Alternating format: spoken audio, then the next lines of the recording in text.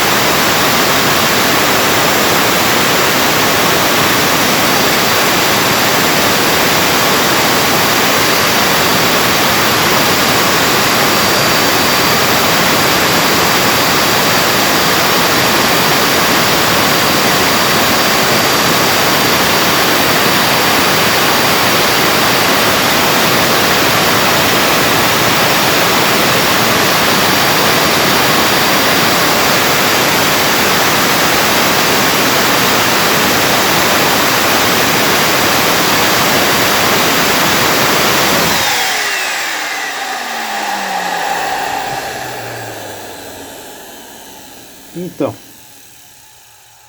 vocês observaram aí que diminuiu bastante a faísca.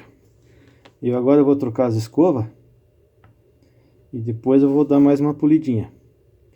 Mas deu certo aí, vocês viram aí que diminuiu bastante aí as faíscas, né? E muitos motores desse aqui dá para recuperar. Você faz um polimento desse aqui, com essa aqui, ó, pedra vulcânica. Tá vendo? Tem que ser bem de levezinho.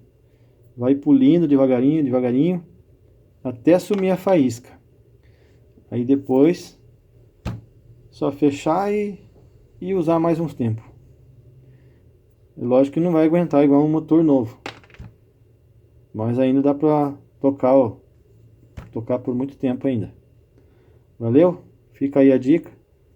Se alguém aí quiser saber, eu comprei no Mercado Livre, pedra vulcânica, tem da preta e da marrom. Eu comprei da preta, ok? Fica aí para de repente poder ajudar alguém aí, tá com o motor aí com problema e tiver meio sem dinheiro para comprar um motor novo, né? Ainda dá para usar mais um tempo aí, ainda depois trocar o motor ou de repente comprar um aspirador novo. Beleza, pessoal? Valeu!